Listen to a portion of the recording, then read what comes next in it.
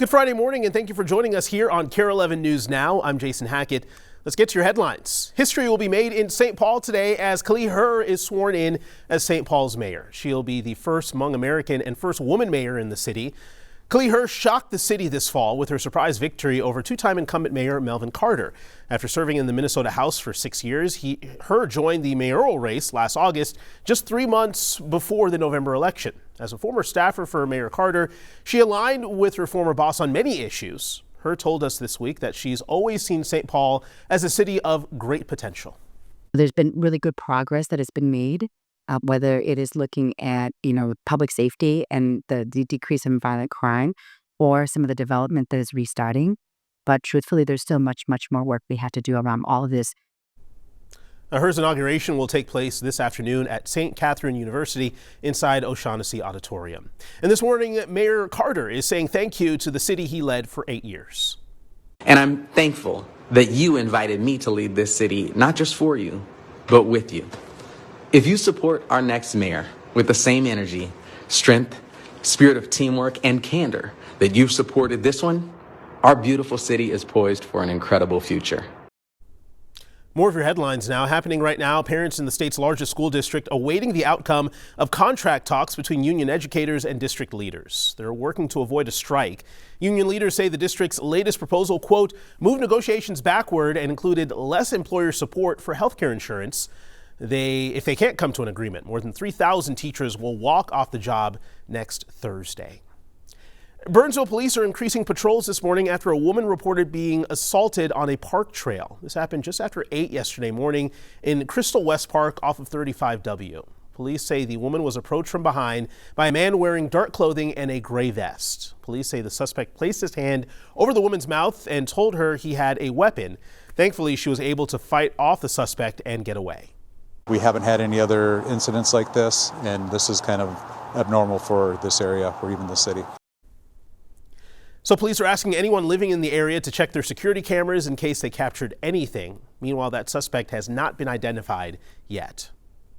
New concerns from caregivers this morning as the state audits Medicaid payments to root out fraud. Officials tell us that payments to legitimate providers could be delayed for a month, while reimbursements with questions could take up to 90 days.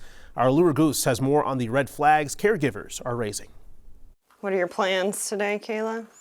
I might do some painting. Incredibly, despite being a lifelong quadriplegic, Where do you want your paints? 35-year-old Kayla Gillett creates beautiful paintings with her mouth. Many years of practice. She lives independently in a St. Paul apartment and volunteers at the Como Zoo. You're a spoiled boy. But none of that would be possible without the help of a personal care assistant, or PCA. I wouldn't have been able to do that if I was still in the assisted living facility. Is there room here? Kayla's PCAs, including her friend Christine Sandberg, get paid by New Wave Home Health Care.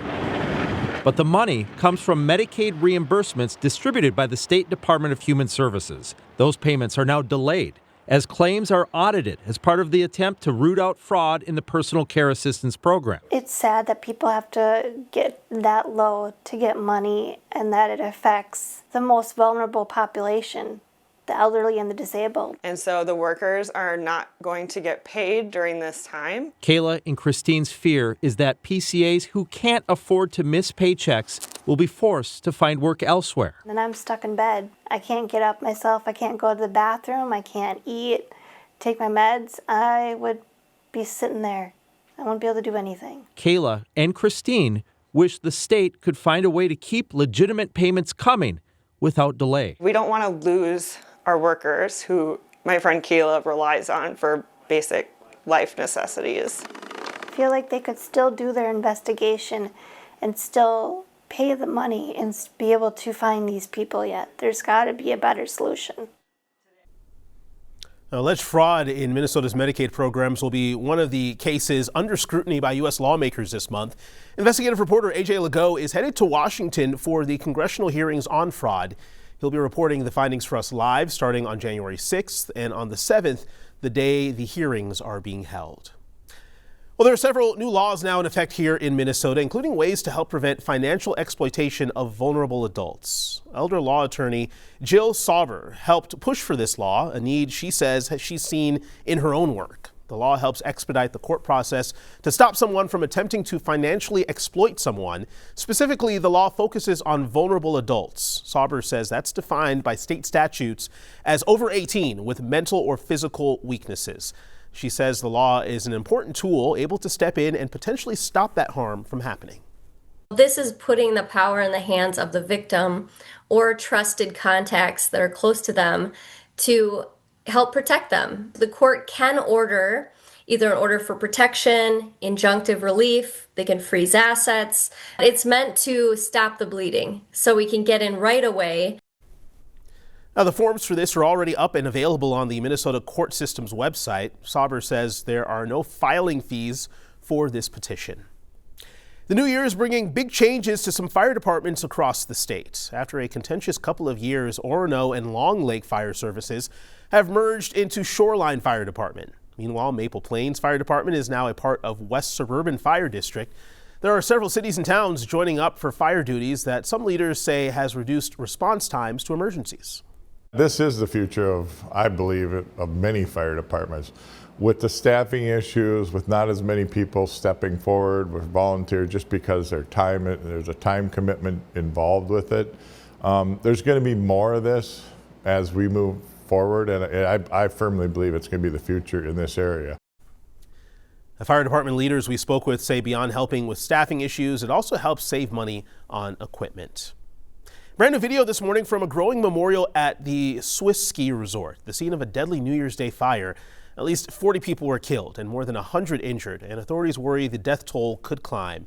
NBC's Danielle Hamamdjian is following the latest developments from the Swiss Alps.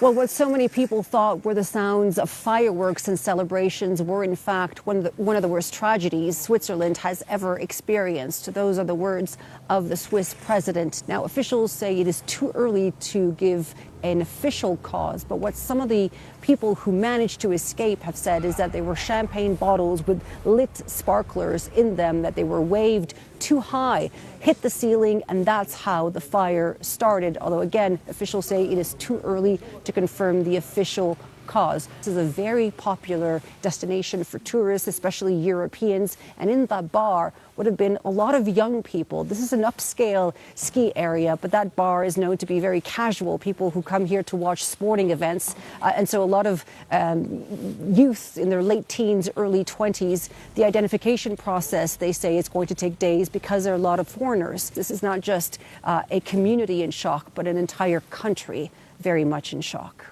Danielle Hamamdjian, NBC News, Crans-Montana in the Swiss Alps. Now, Swiss leaders say the country's burn centers are so overwhelmed, many of the survivors are being sent out of the country for treatment. But back here at home, new numbers this morning show a growing number of Minnesotans are heading to the ER for flu-like illnesses. According to the state health department, hospitalizations for the flu are up nearly 2,000 this season. And there have been 176 school outbreaks. The most common strain out there right now is influenza A. Going into the new year, 2 Minnesotans started out with the resolution to get rich, and they did it by day 1. These are the winning numbers of Minnesota's Millionaire Raffle on your screen right now. They're still unclaimed this morning, however. One of those tickets was sold in International Falls, the other at a holiday in Coon Rapids. So if you got a ticket but you didn't win one of those major jackpots, still check your numbers. The Minnesota Lottery says there are 20,000 winners for prizes up to $100,000. You have a year to claim that prize. Tomorrow it is opening day for the Twin Cities Auto Show over at the Minneapolis Convention Center downtown. You can test drive, look at new models, and even see some famous cars. Now you may be thinking, wait a minute, isn't the auto show usually in April? Well, this year, coordinators decided to move the event up a few months to get more people at the show. And we thought, post-holiday, it's kind of soft right now for the car business. Might be a good time to show off cars. We've got a lot of new things to show off, and we're excited to get out there. So we took an earlier date this year. You can purchase tickets online or at the door. The show runs from January 3rd through the 11th. Stick with us. More news and weather coming up right after the break.